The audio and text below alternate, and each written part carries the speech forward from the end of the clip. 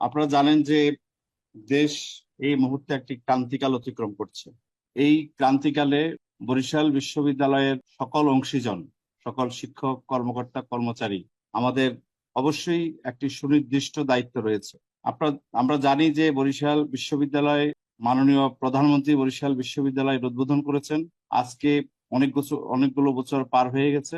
এই বিশ্ববিদ্যালয়ের সকল শিক্ষক, কর্মকর্তা, কর্মচারী আমরা সকলেই বাংলাদেশ আওয়ামী লীগ সরকারের আমলে নিয়োগকৃত।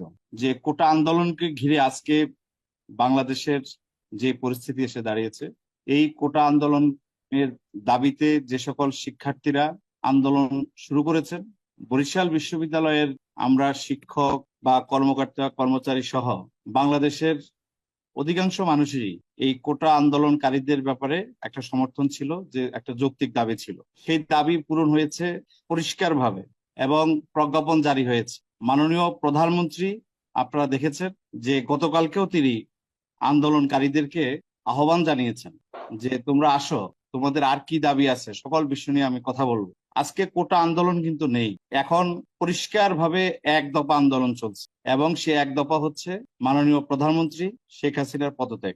এটি এখন ঘোষিত এক দফা। আমরা ফেসবুকে, বিভিন্ন পত্রপত্রিকা, মিডিয়াতে এটি পরিষ্কার আজকে আমাদের কাছে। আজকে আমাদের পরিষ্কার দায়িত্ব হচ্ছে জননেত্রী শেখ হাসিনার পক্ষে দাঁড়ানো। আমরা যারা মুক্তিযুদ্ধের সপক্ষের শক্তি, আমরা যারা বঙ্গবন্ধুর আদর্শে বিশ্বাস করি, আমরা আজকে আমাদের যার যার অবস্থান থেকে আমরা শেখ হাসিনার পক্ষে দাঁড়াতে চাই। বরিশাল বিশ্ববিদ্যালয় শেখ হাসিনার পক্ষে দাঁড়াতে চায় এবং আমরা যারা এই বিশ্ববিদ্যালয়ের সকল অংশীজন, আমাদের মনে আমি দৃঢ়ভাবে বিশ্বাস করি আমাদের শেখ হাসিনার পক্ষে দাঁড়ানোর বাইরে এই বিশ্ববিদ্যালয়ে আমি বিশ্বাস করতে চাই কোনো শিক্ষক, কর্মকর্তা, কর্মচারী নেই যারা তার বিপক্ষে দাঁড়াতে চান।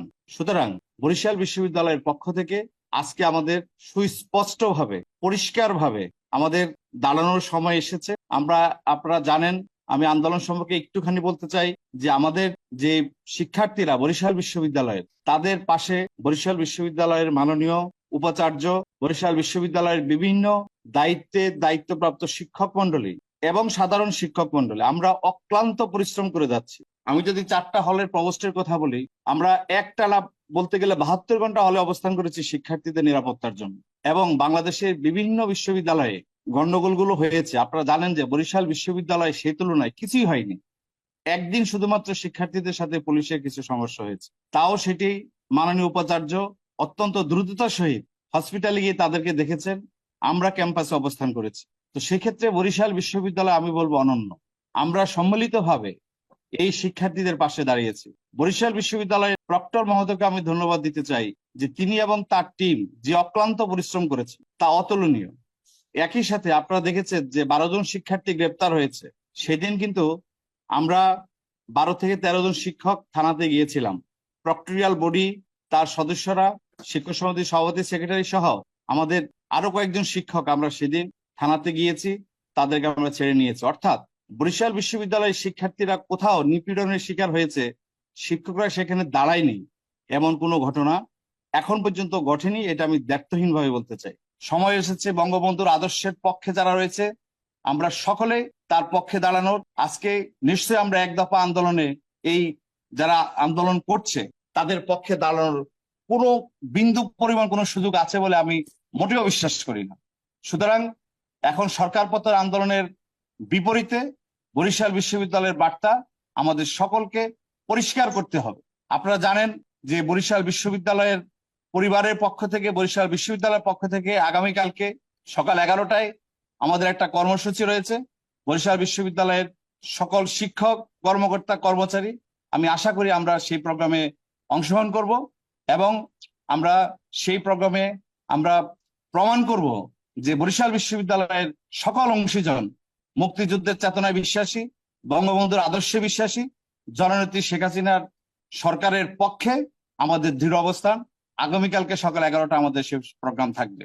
আমরা শেখ হাসিনার পক্ষে আছি, আমরা মুক্তিযুদ্ধের পক্ষে আছি, আমরা বঙ্গবন্ধুর আদর্শে বিশ্বাসী এবং সেটি প্রমাণ করার সময় এসেছে, সুযোগ এসেছে। আমরা এই যারা আজকে এই আন্দোলনে নেমেছে, আমরা সেই আন্দোলনকে ঘৃণা করি, সেই আন্দোলনকে আমরা প্রত্যাখ্যান করি, সেই আন্দোলনের বিরুদ্ধে আমরা অবস্থান নিতে চাই। সুতরাং এই বিশ্ববিদ্যালয় জননেত্রী শেখ হাসিনার পক্ষে দাঁড়ানোর জন্য যে কর্মসূচি গ্রহণ করবে সেই কর্মসূচিতে আমরা অংশগ্রহণ করব। এখানে কোনো দ্বিধাদ্বন্দ্ব নেই, এখানে কোনো প্রকাশ্য অপ্রকাশ্য কিছু নেই, এটা স্পষ্ট এবং আমাদেরকে স্পষ্ট করতে হবে। সেই স্পষ্টীকরণের জন্যই এই জরুরি সভা।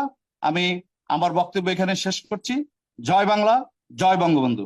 ধন্যবাদ ডক্টর বাতেন চৌধুরী, আপনার অত্যন্ত চমৎকার এবং স্পষ্ট করে আপনি দিক নির্দেশনামূলক বক্তব্যের জন্য। আরিফ হোসেন স্যারকে, ইংরেজি বিভাগের স্যারকে বিনীত অনুরোধ করছি তিনি এই বিষয়ে তার বক্তব্য রাখার জন্য। ধন্যবাদ রেজিস্ট্রার মহোদয়কে। মহান শোকের মাস 1975 সালের 15ই আগস্ট জাতির পিতা বঙ্গবন্ধু শেখ মুজিবুর রহমান সহ তার পরিবারের যেভাবে নির্মমভাবে হত্যা করা হয় এই মাসে, বেগম ফজিলাতুন্নেছা মুজিব সহ তাদের সকলের বিদেহী আত্মার মাগফিরাত কামনা করছি। আমরা সচেতন শিক্ষক হিসেবে তাদের সেই নির্যাতিত শিক্ষার্থীদের সাথে ছিলাম। যখন আমরা দেখি যে মাননীয় প্রধানমন্ত্রী ভাষণ দেওয়ার পরেও অরাজকতা এবং সন্ত্রাসী কার্যক্রম শুরু করে দেশের যে গর্বের যেই স্থাপনাগুলো সেগুলোকে ধ্বংসের লীলায় মত্ত হয়, সাধারণ মানুষের জীবনকে বিপন্ন করে, চোরাগুপ্তা হামলার মধ্য দিয়ে শিশু সহ মানুষকে হত্যা করে, পুলিশকে হত্যা করে গাছে টাঙিয়ে রাখা হয়, তখন আমরা আর আমাদের সমর্থন তাদের প্রতি দিতে পারি না। জাতির পিতা বঙ্গবন্ধু শেখ মুজিবুর রহমানের বাংলাদেশ, এক সাগর রক্তের বিনিময়ে অর্জিত বাংলাদেশ, পাকিস্তানি শত্রুদেরকে হায়নাদেরকে পরাজিত করে, জামাত শিবির রাজাকারদের পরাজিত করে অর্জিত স্বাধীন বাংলাদেশ। গণপ্রজাতন্ত্রী বাংলাদেশ সরকারের মাননীয় প্রধানমন্ত্রী জননেত্রী শেখ হাসিনা আমাদের আস্থার প্রতীক, বিশ্বাসের প্রতীক, এবং বাংলাদেশকে তিনি যেভাবে এগিয়ে নিয়ে যাচ্ছেন অদম্য বাংলাদেশ হিসেবে, সেই জায়গাটা আমরা গর্বের। আমরা যখন দেখি যে আন্দোলনের নামে তারা এক দফা দাবি দিয়ে প্রধানমন্ত্রী পদত্যাগ চায় এবং বিভিন্নভাবে হুমকি দামকি দেয়, আমরা কোনোভাবেই তাদের সাথে একাত্মতা পোষণ করা তো দূরের কথা, তাদেরকে আমরা তীব্রভাবে প্রতিহত করতে চাই।